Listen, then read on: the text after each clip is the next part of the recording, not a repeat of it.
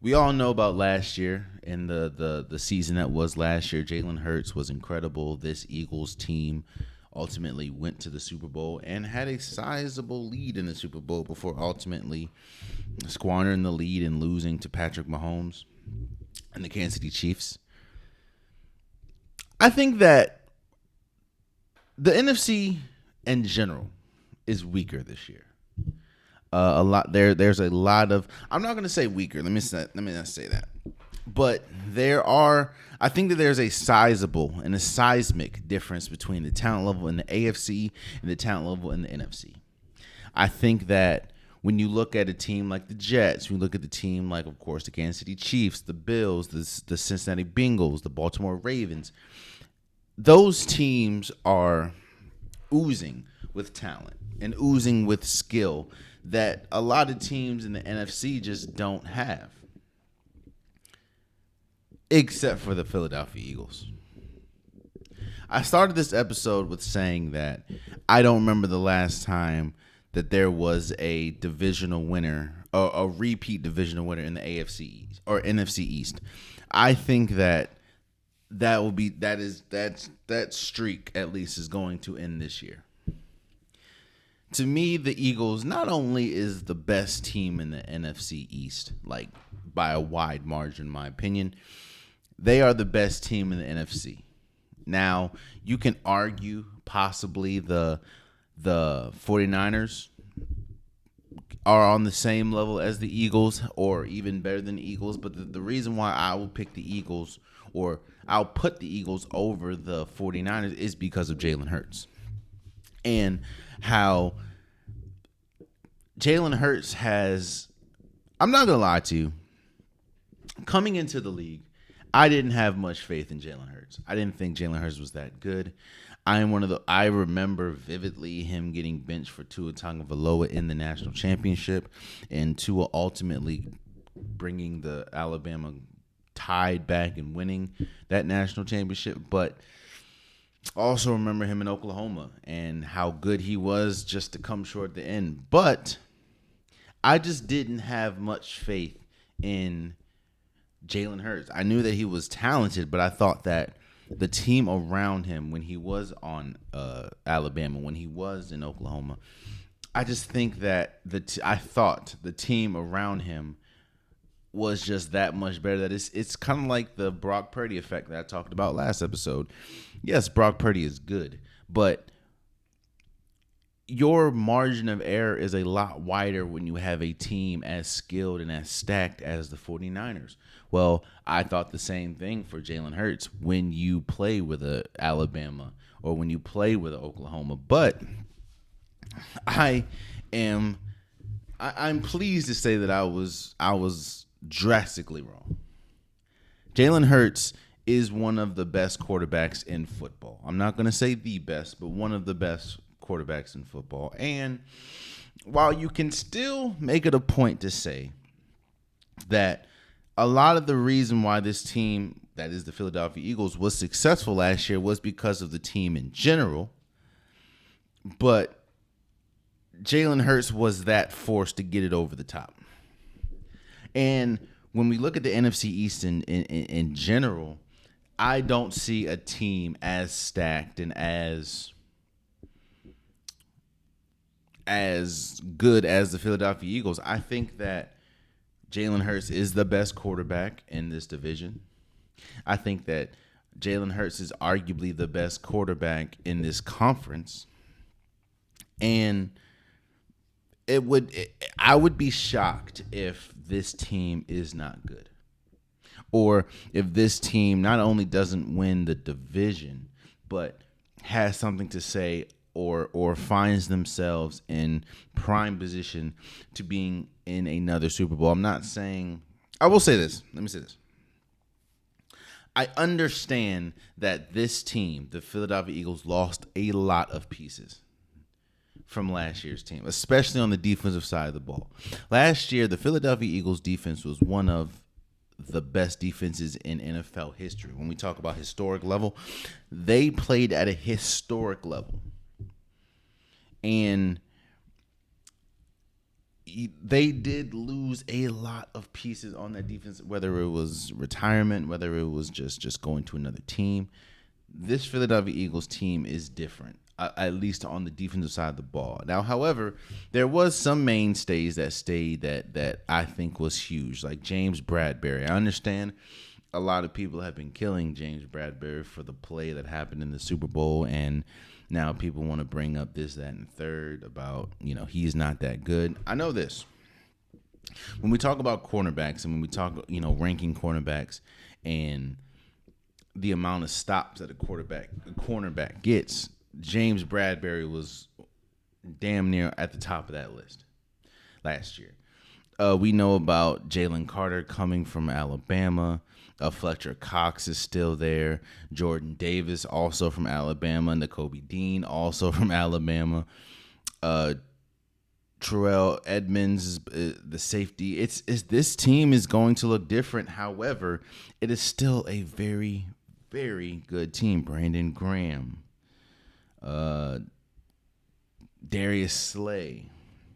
You still have, on the offensive side of the ball, you still have Lane Johnson and Jason Kelce, who, in my opinion, are arguably two of the greatest offensive linemen in football, in NFL history, especially when we talk about the center position and Jason Kelce. To me, it would be a drastic, monumental failure if this team doesn't resemble a dominant team like the team last year. I'm not saying you're going to have the same record. I'm not saying you're just going to blow through people as easy, because the Eagles have a tough schedule. I mean, you start at New England. You have to play the Jets. You have to play the Dolphins. You have to go play at Rams. You have to play, of course, the Cowboys, the Kansas City Chiefs, the Buffalo Bills, the 49ers, the Seahawks. This is a tough schedule, especially after the bye week, because week 11, 12, 13, and 14, and 15, actually from week 11 to week 16, you play nothing but playoff teams from last year, starting with the Kansas City Chiefs. So I don't think that they're just gonna run through the league as much as it did last year, as easy as it did last year. But I do think that this Philadelphia Eagles team will be good.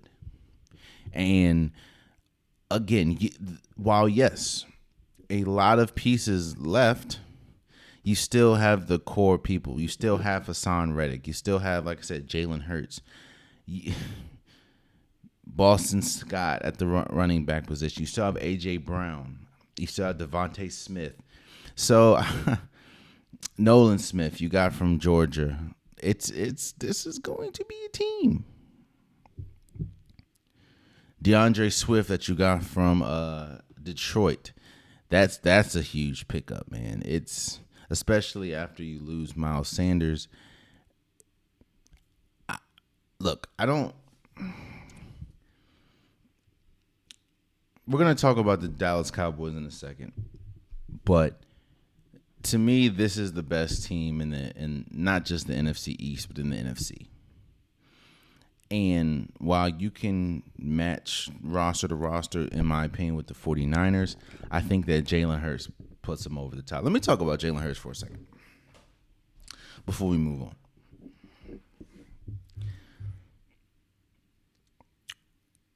It's no secret, or it's hard to be oblivious to how bad Jalen Hurts looked in the playoffs last year.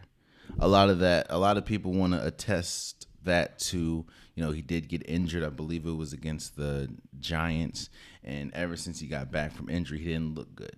I will also say, and I'm on record in saying that Jalen Hurts, was the best player, in my opinion, in the Super Bowl.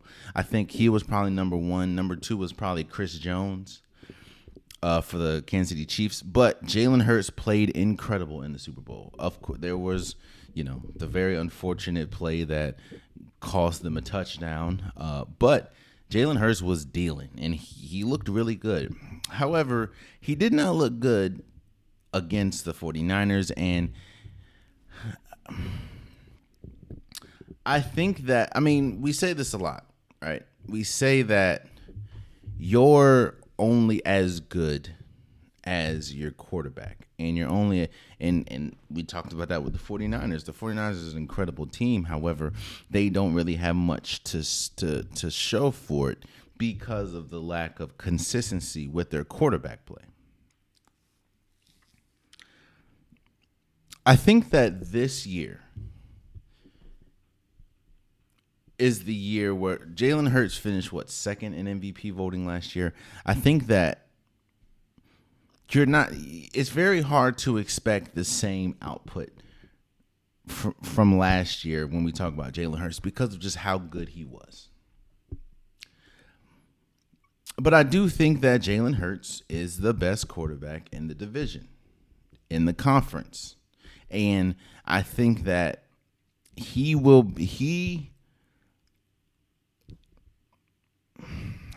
do I put this into,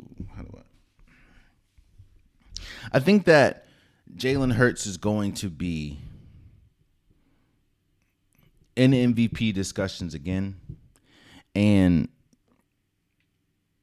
it's very hard to see a flaw with this Eagles team. And I say that because Jalen Hurts was a question mark for a while for this team. He's not anymore. And I think that he will find himself, at least for a good portion of the season, in the MVP talks. And it's very hard for me to judge this team, this Eagles team, until they reach the bye week. Because outside of that, to me, they should beat even though it is at New England, they should beat New England, they should beat the Minnesota Vikings, they should destroy the Bucks. They should beat the Commanders. They should beat the Rams. The Jets is the biggest game that I'm looking forward to. That's week 6. Week 7, you should beat Miami with your roster. It really starts revving up. Again, you have week 8 Commanders. You play Dallas in Philadelphia. Then it starts revving up after the bye week. That is when we're going to see the real Jalen Hurts, in my opinion. But as we sit here today, to me, the Eagles not only are the best team in the division, they're the best team in the conference, in my opinion. And a lot of that, not only because of the standout players that you got in the draft, the standout players that are coming for their second year, the standout players like the James Bradbury and Darius Slay and Hassan Reddick, but because of Jalen Hurts. And I think that Jalen Hurts is their best player. And if he continues to play like that, I would be shocked if not only they don't win the division, but I'll be shocked if they don't at least make it to the conference championship. Oh, man, you stayed to the end of the video. I appreciate you. If you like what you saw, be sure to hit that subscribe button so you'll never miss any content from your boy. You can also go back and watch past episodes, past clips, and don't forget that the Unpopular Podcast, new episodes drop every Wednesday and Saturday. Appreciate you.